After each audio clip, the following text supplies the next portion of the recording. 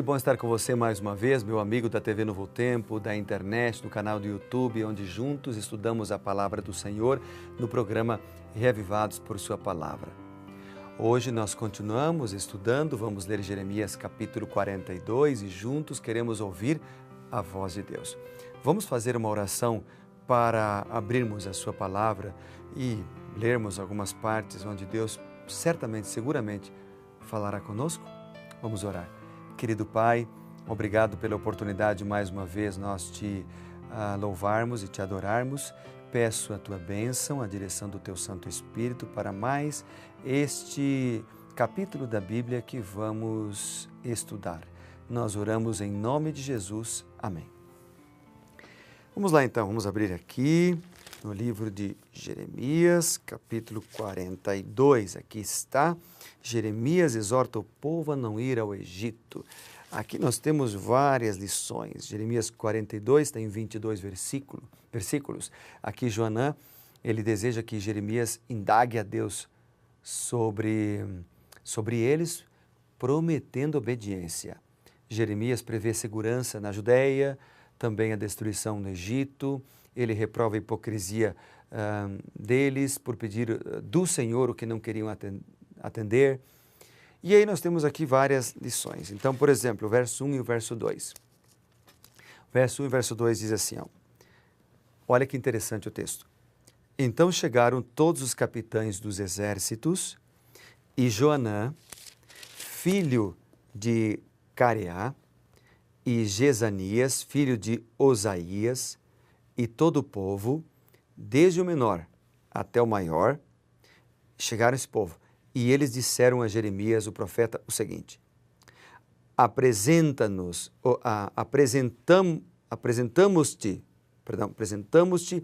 a nossa humilde súplica, a fim de que rogues ao Senhor teu Deus por nós e por este resto, porque de muitos que éramos, só restamos uns poucos, como vês com os teus próprios olhos. Então, eles dizem assim, te pedimos, Jeremias, rogues ao Senhor teu Deus por nós. E aí no verso 3 ele diz, a fim de que o Senhor teu Deus nos mostre o caminho por onde devemos andar e aquilo que devemos de fazer. E aí no verso 4 Jeremias responde dizendo, já vos ouvi e eis que orarei ao Senhor vosso Deus segundo o vosso pedido. Tudo que o Senhor vos responder, eu vou-lo declararei. Que interessante. O que me chamou a atenção nesse versículo hoje foi a expressão rogues ao Senhor por nós. Nós queremos saber o caminho a seguir. Como Jeremias tinha ido a Mispa, sem dúvida ele estava entre os que foram levados por Ismael e que foram resgatados por Joanã em Gibeão. Jeremias 41, que nós lemos ontem, fala sobre esse assunto, lembra-se? Então, olhando para ele, então, como seu verdadeiro profeta, o povo rogou, dizendo, ore por nós. Nós queremos sabedoria. Ore por nós. Nós queremos orientação. Sabe, nós podemos pedir que alguém ore por nós. Isso é bom, isso é saudável. A oração intercessora é bíblica. Paulo pediu que a igreja orasse por ele. Por exemplo, Efésios capítulo 6, a partir do verso 17. Vamos ler juntos? Efésios capítulo 6, a partir do verso 17. Aqui no Novo Testamento, Gálatas e Efésios. A Bíblia diz o seguinte, aqui é Paulo falando. Tomai o capacete da salvação, tomai a espada do Espírito, que é a palavra de Deus, com toda oração, com toda súplica, orando em todo tempo, no Espírito, e para isso vigiando, com perseverança e súplica por todos os santos. E aí Paulo diz, mas orem também por mim, para que me seja dada no abrir da minha boca a palavra, para com intrepidez fazer conhecido o mistério do Evangelho. Paulo diz, ore por todos, mas ore por mim também. Depois, em 1 Tessalonicenses, capítulo 5, e o versículo 25, nós lemos o seguinte, 1 Tessalonicenses, capítulo 5, e o versículo 25, assim diz a palavra, bem curto o verso, mas bem profundo. Irmãos, orai por nós. orai por nós. Segundo Tessalonicenses, capítulo 3, o verso 1, diz o apóstolo Paulo: finalmente, irmãos, orai por nós, para que a palavra do Senhor se propague e seja glorificada, como também está acontecendo entre vós. Orai por nós. Quando a gente vai para Hebreus, capítulo 13 e o verso 18, Hebreus, capítulo 13 e o verso 18, nós lemos o seguinte, Hebreus 13, 18, diz a Bíblia: orai por nós, pois estamos persuadidos de termos boa consciência, desejando em todas as coisas viver condignamente. Orai por nós. E em Tiago, capítulo 5, versículo 16, logo depois de Hebreus, Tiago, capítulo 5 e o verso 16, a Bíblia diz assim, ó, confessai, pois, os vossos pecados uns aos outros e orai pelos outros, uns pelos outros, para serdes curados. Orai uns pelos outros para serdes curados.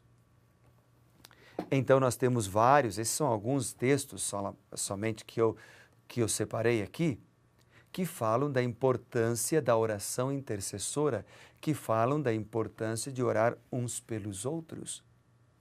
Mas é claro que ao mesmo tempo que podemos e devemos pedir oração, nós também devemos ter uma vida de oração e orar por outras pessoas também.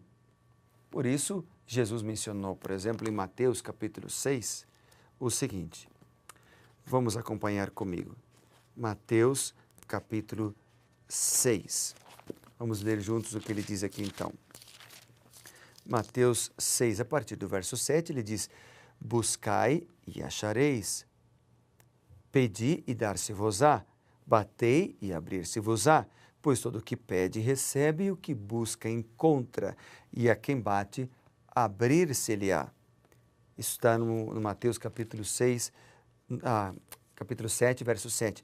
Mas no capítulo 6, a partir do versículo 5, ele diz: e quando orardes, não sereis como os hipócritas, que gostam de orar em pé, nas sinagogas, no canto das praças, para serem vistos dos homens. Em verdade vos digo que eles já receberam a recompensa.